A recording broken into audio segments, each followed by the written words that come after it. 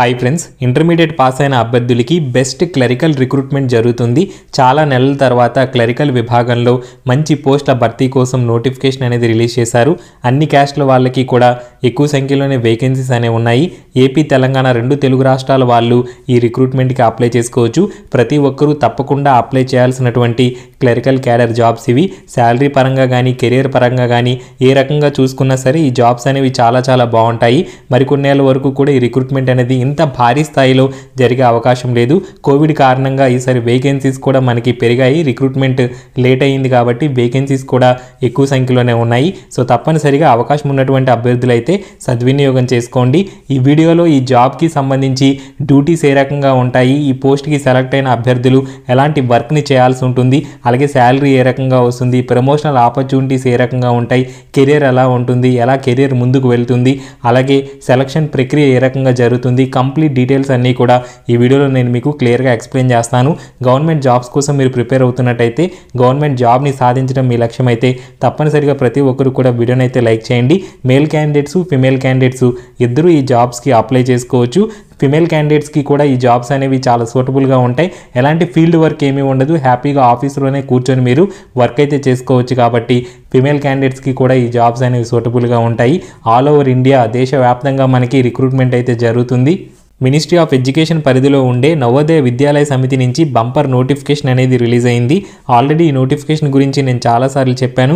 ఈ వీడియోలో ఏంటంటే ఈ నోటిఫికేషన్లో ఇంటర్మీడియట్ పాస్ అయిన అభ్యర్థులకి అత్యధికంగా ఉన్నటువంటి జూనియర్ సెక్రటేరియట్ అసిస్టెంట్ పోస్ట్కి సంబంధించినటువంటి జాబ్ ప్రొఫైల్ అయితే మనం చూద్దాము. ముందుగా ఈ జూనియర్ సెక్రటేరియట్ అసిస్టెంట్ పోస్టులకి సెలెక్ట్ అయిన అభ్యర్థులు ఎలాంటి డ్యూటీస్ని పెర్ఫామ్ చేయాల్సి ఉంటుంది అనేది చూసినట్టయితే మనకి నాన్ టీచింగ్ స్టాఫ్లో రెండు రకాల క్యాడర్స్ అనేవి ఎన్విఎస్లో ఉంటాయి. అవి ఏంటంటే ఒకటి headquarters or regional office cadre, అలాగే రెండవ క్యాడర్ ఎవరు అంటే జేఎన్వి క్యాడర్, అంటే జవహర్ నవోదయ విద్యాలయాల్లో పనిచేసేటువంటి నాన్ టీచింగ్ స్టాఫ్, అలాగే రీజనల్ ఆఫీసుల్లో పనిచేసేటువంటి నాన్ టీచింగ్ స్టాఫ్. అయితే రీజనల్ ఆఫీసులో మనకి ఎక్కువ వేకెన్సీస్ అయితే లేవు. జేఎన్వి క్యాడర్లోనే అంటే విద్యాలయాల్లోనే మనకి ఎక్కువగా ఈ జూనియర్ సెక్రటేరియట్ అసిస్టెంట్ పోస్టులు అయితే భర్తీ చేస్తున్నారు. డ్యూటీస్ అయితే ఆర్ఓలో ఉన్నా కూడా ఒకే రకమైన డ్యూటీస్ ఉంటాయి. అలాగే జేఎన్వి క్యాడర్లో కూడా మనకి క్లర్క్స్కి అదే రకమైనటువంటి డ్యూటీస్ ఉంటాయి. అయితే ప్రమోషన్ ఆపర్చునిటీస్ ఇలాంటి వాటిలో కొంత వేరియేషన్స్ అయితే ఉంటాయి. వన్ బై వన్ వాటికి సంబంధించిన డీటెయిల్స్ని చూద్దాము.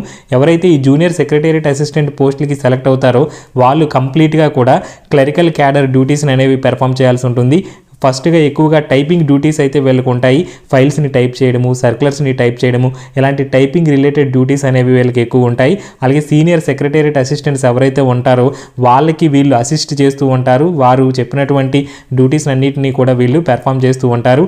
ఎలాంటి ఫీల్డ్ వర్క్ ఏమీ ఉండదు. హ్యాపీగా మీరు ఆఫీస్లో కూర్చొని వర్క్ అయితే చేసుకోవచ్చు. కంప్యూటర్ ముందే మీకు వర్క్ అయితే ఉంటుంది. సో క్లరికల్ జాబ్స్ కోసం చూస్తున్న వాళ్ళకి ఇది ఒక బెస్ట్ ఆప్షన్ అని చెప్పొచ్చు. అలాగే రిక్రూట్మెంట్ ప్రక్రియ కూడా చాలా షార్ట్గా ఉంటుంది. దాని గురించి కూడా నేను ముందు చెప్తాను. అలాగే శాలరీ విషయానికి వచ్చినట్టయితే ఎవరైతే ఈ జూనియర్ సెక్రటేరియట్ అసిస్టెంట్ పోస్టులకి సెలెక్ట్ అవుతారో వాళ్ళకి పోస్టింగ్ వచ్చినటువంటి సిటీని బట్టి శాలరీ అయితే ఉంటుంది. X city, Y city, Z city అని ఇలా మూడు రకాల క్యాడర్ కలిగినటువంటి సిటీస్ అయితే ఉంటాయి. మీకు ఎక్స్ సిటీలో కనుక పోస్టింగ్ వచ్చినట్టయితే 33,238 రూపాయల శాలరీ అయితే మీకు రావడం జరుగుతుంది. అలాగే వై సిటీలో మీకు పోస్టింగ్ వచ్చినట్టయితే 30,848 రూపాయల శాలరీ అనేది రావడం జరుగుతుంది. జెడ్ సిటీలో పోస్టింగ్ వచ్చినట్టయితే 29,048 రూపాయల శాలరీ అయితే రావడం జరుగుతుంది. సో ఇది గ్రాస్ శాలరీ, అంటే కటింగ్స్ లేకుండా ఇచ్చేటువంటి శాలరీ. డిడక్షన్స్ అన్ని కలుపుకుంటే మీకు కొంత తగ్గే అవకాశం అయితే ఉంటుంది. సో ఎవరైతే జాబ్లో జాయిన్ అవుతారో వాళ్ళకి జాయిన్ అయిన వెంటనే వచ్చే శాలరీ ఇది. ఈ శాలరీ అనేది ఏంటంటే మీకు టైం టు టైం ఎక్స్పీరియన్స్ వచ్చే కొద్ది మీకు శాలరీ అనేది టైం టు టైం పెరుగుతూ ఉంటుంది. అలాగే ఎలివెన్సెస్ అవన్నీ కూడా ఎప్పటికప్పుడు మారుతూనే ఉంటుంది. ప్రమోషనల్ ఆపర్చునిటీస్ విషయానికి వచ్చినట్టయితే జూనియర్ అసిస్టెంట్గా 8 సంవత్సరాల సర్వీస్ని పూర్తి చేసుకున్న తర్వాత సీనియర్ సెక్రటేరియట్ అసిస్టెంట్గా ప్రమోట్ అయ్యే అవకాశం అయితే ఉంటుంది. అలాగే మీరు జూనియర్ సెక్రటేరియట్ అసిస్టెంట్గా 5 సంవత్సరాల సర్వీస్ని పూర్తి చేసుకున్న తర్వాత మీ దగ్గర డిగ్రీ సర్టిఫికేట్ కనుక ఉన్నట్టయితే డిపార్ట్మెంటల్ ఎగ్జామ్కి మీరు ఎలిజిబుల్ అవుతారు. ఈ డిపార్ట్మెంటల్ ఎగ్జామ్ని కనుక మీరు క్లియర్ చేసినట్టయితే 5 ఇయర్స్ సర్వీస్ తర్వాత మీరు సీనియర్ సెక్రటేరియట్ అసిస్టెంట్ లెవెల్కి మీరు ప్రమోట్ అయ్యే అవకాశం అయితే ఉంటుంది. అలాగే తర్వాత ప్రమోషన్ వచ్చేసి సీనియర్ సెక్రటేరియట్ అసిస్టెంట్గా 10 సంవత్సరాల సర్వీస్ చేసిన తర్వాత ఆఫీస్ సూపరింటెండెంట్గా మీరు ప్రమోట్ అవుతారు. ఒకవేళ మీరు డిపార్ట్మెంటల్ ఎగ్జామ్ ద్వారా వెళ్ళాలనుకున్నట్టయితే 6 సంవత్సరాల రెగ్యులర్ సర్వీస్ పూర్తి చేసుకున్న తర్వాత డిపార్ట్మెంటల్ ఎగ్జామ్ని మీరు ఎలిజిబుల్ అవుతారు. డిపార్ట్మెంటల్ ఎగ్జామ్ని మీరు క్లియర్ చేసి 6 సంవత్సరాల సర్వీస్ తర్వాత ఆఫీస్ సూపరింటెండెంట్ లెవెల్కి మీరు వెళ్ళే అవకాశం అయితే ఉంటుంది. అలాగే ఆఫీస్ సూపరింటెండెంట్గా 4 సంవత్సరాల సర్వీస్ని మీరు పూర్తి చేసుకున్న తర్వాత సెక్షన్ ఆఫీసర్గా ప్రమోట్ అవుతారు. సెక్షన్ ఆఫీసర్గా 8 సంవత్సరాల సర్వీస్ని పూర్తి చేసుకున్న తర్వాత అసిస్టెంట్ కమిషనర్ హోదాకైతే మీరు చేరుకునే అవకాశం అయితే ఉంటుంది. సో ఈ రకంగా ప్రమోషనల్ ఆపర్చునిటీస్ అయితే ఈ జూనియర్ సెక్రటేరియట్ అసిస్టెంట్ పోస్టులకి సెలెక్ట్ అయిన అభ్యర్థులకి ఉంటుంది. చిన్న వయసులోనే ఈ జాబ్ని కనుక మీరు క్రాక్ చేసినట్టయితే డెఫినెట్గా హైయర్ లెవెల్కి హైయర్ పొజిషన్కి కూడా వెళ్ళే అవకాశం అయితే ఉంటుంది. సెలక్షన్ ప్రాసెస్ విషయానికి వచ్చినట్టయితే మొదట సిబిటి ఎగ్జామినేషన్ అనేది జరుగుతుంది. సిబిటి ఎగ్జామినేషన్లో ఎవరైతే క్వాలిఫై అవుతారో వాళ్ళకి టైపింగ్ టెస్ట్ అనేది కండక్ట్ చేస్తారు. టైపింగ్ టెస్ట్లో కూడా క్వాలిఫై అయిన అభ్యర్థులకి డాక్యుమెంట్ వెరిఫికేషన్ చేసి జాబ్ అనేది ఇస్తారు. ఈ సిబిటి మనకి ఏ రకంగా ఉంటుందంటే మొత్తం 130 మార్కులకి ఈ రిటర్న్ ఎగ్జామినేషన్ అనేది జరుగుతుంది. ఈ సిబిటి ఎగ్జామినేషన్ 2.5 అవర్స్ పాటు మనకి టైం లిమిట్ అనేది ఇవ్వడం జరుగుతుంది. మొత్తం 5 పార్ట్ల కింద మనకి ఎగ్జామ్ అనేది ఉంటుంది. పార్ట్ 1లో మెంటల్ అండ్ రీజనింగ్ ఎబిలిటీ నుంచి 20 క్వశ్చన్లు వస్తాయి, 20 మార్కులు. క్వాంటిటేటివ్ యాప్టిట్యూడ్ పార్ట్ 2లో ఉంటుంది, 20 ప్రశ్నలు వస్తాయి, 20 మార్కులు. అలాగే సెక్షన్ 3లో జనరల్ అవేర్నెస్ కరెంట్ అఫైర్స్ నుంచి 30 ప్రశ్నలు వస్తాయి, 30 మార్కులు. అలాగే పార్ట్ 4లో లాంగ్వేజ్కి సంబంధించినటువంటి టెస్ట్ అనేది ఉంటుంది. General English and general Hindi రెండింటి నుంచి కూడా క్వశ్చన్స్ అనేవి వస్తాయి. జనరల్ ఇంగ్లీష్ నుంచి 15 ప్రశ్నలు, అలాగే జనరల్ హిందీ నుంచి 15 ప్రశ్నలు అనేవి రావడం జరుగుతుంది. మొత్తం 30 మార్కులకి మనకి ఈ సెక్షన్లో ఎగ్జామినేషన్ అనేది జరుగుతుంది. హిందీకి సంబంధించి బేసిక్ అంశాలన్నీ కూడా మనకి ఎగ్జామినేషన్లో 15 మార్కులకు అడుగుతారు. సో మీకు బెస్ట్ బుక్ అంటే లూసెంట్కి సంబంధించి సామాన్య హిందీ అని చెప్పి ఒక బుక్ అనేది దొరుకుతుంది. అది కనుక మీరు పర్చేస్ చేసుకొని ప్రిపేర్ అయినట్టయితే మీకు ఈ ప్రిపరేషన్కి అయితే బాగా హెల్ప్ అవుతుంది. అంతకంటే హైయర్ స్టాండర్డ్స్ ఏమీ మనకి అవసరం లేదు. అలాగే పార్ట్ 5లో బేసిక్ కంప్యూటర్ నాలెడ్జ్కి సంబంధించినటువంటి క్వశ్చన్స్ అనేవి అడుగుతారు. మొత్తం 30 ప్రశ్నలు వస్తాయి, 30 మార్కులు. ఓవరాల్గా 130 మార్కులకి ఎగ్జామినేషన్ అయితే జరుగుతుంది. ఎవరైతే ఈ రిటర్న్ టెస్ట్లో క్వాలిఫై అవుతారో వాళ్ళకి టైపింగ్ టెస్ట్ అనేది కండక్ట్ చేస్తారు.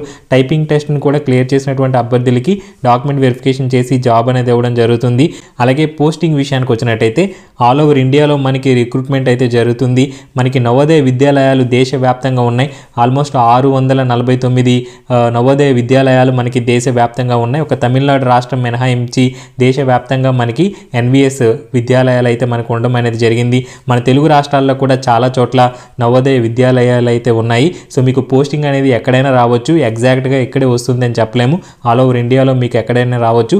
తెలుగు రాష్ట్రాల్లో కూడా వేకెన్సీస్ అయితే ఉన్నాయి. సో ఇంటర్మీడియట్ పాస్ అయిన అభ్యర్థులకి నోటిఫికేషన్ ఒక బెస్ట్ ఆప్షన్ అని చెప్పొచ్చు. నేను కింద వీడియో డిస్క్రిప్షన్లో లింక్ ఇచ్చాను. ఆ లింక్ మీద క్లిక్ చేసినట్టయితే ఈ నోటిఫికేషన్ కూడా మీరు డౌన్లోడ్ చేసుకునే అవకాశం ఉంటుంది. నోటిఫికేషన్ని డౌన్లోడ్ చేసుకొని నోటిఫికేషన్ని క్లియర్గా చదివి మీకు అంతా ఎలిజిబిలిటీ అంతా ఓకే అనుకున్నట్టయితేనే మీరు నోటిఫికేషన్కి అప్లై చేసుకోండి. ఫ్రెండ్స్, ఇవి నవోదయ విద్యాలయ సమితి నుంచి రిలీజ్ అయినటువంటి జూనియర్ సెక్రటేరియట్ అసిస్టెంట్లో పోస్టులకి సంబంధించినటువంటి జాబ్ ప్రొఫైల్ వివరాలు. Thank you friends, have a nice day.